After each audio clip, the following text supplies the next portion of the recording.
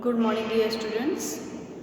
I am teaching chapter 9. Name of the chapter 9 is the living organism and their surroundings.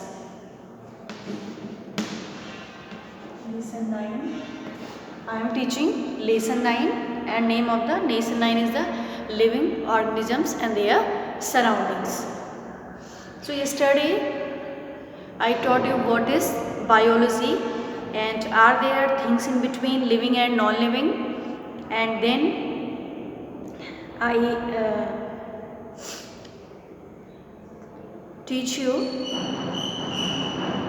cellular organization, and I told you yesterday differences between living and non-living things. What is the differences between living and non-living things according to the basis of cellular organization, nutrition, respiration, growth, excretion, reproduction, response to stimuli and life cycle. So this is the differences according to the basis of cellular organization, nutrition, respiration, growth, excretion, reproduction, response to stimuli and life cycle. And yesterday I taught you what is biology. What is biology?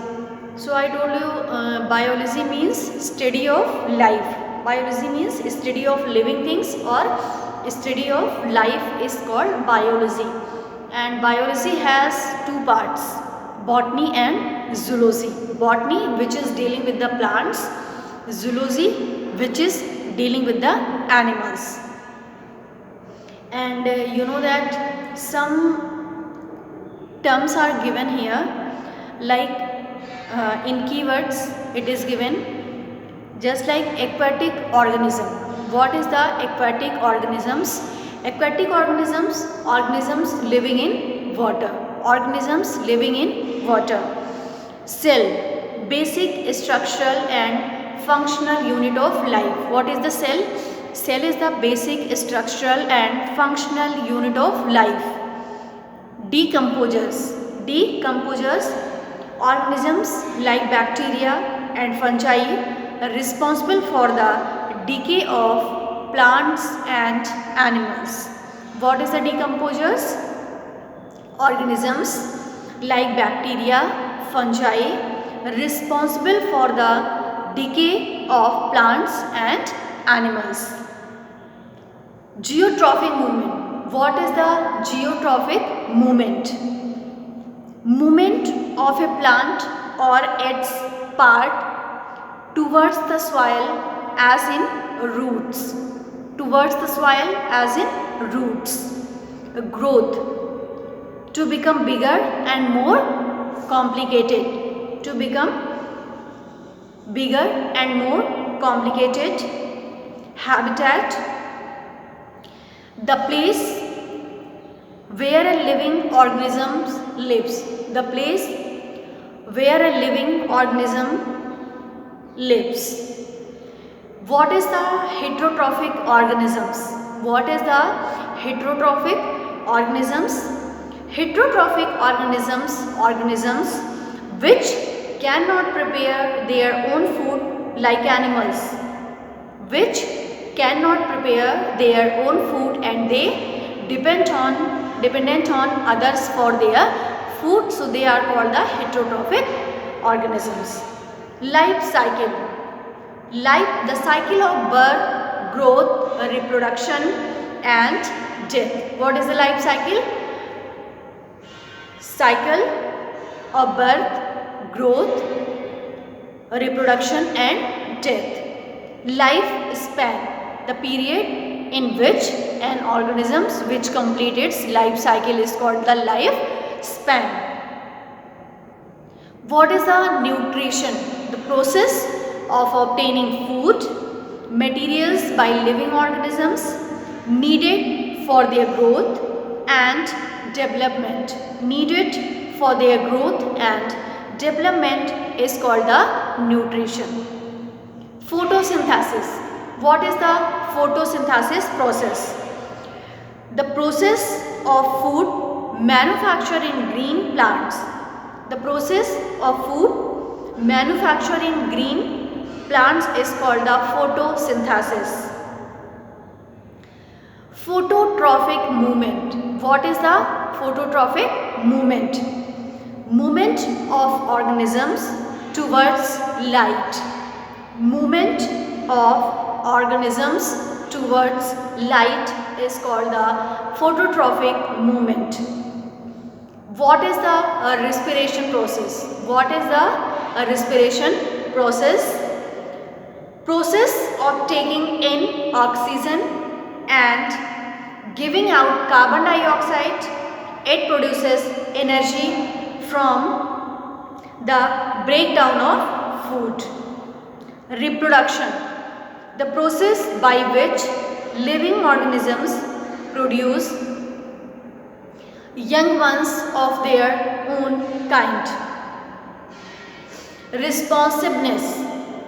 Responsiveness.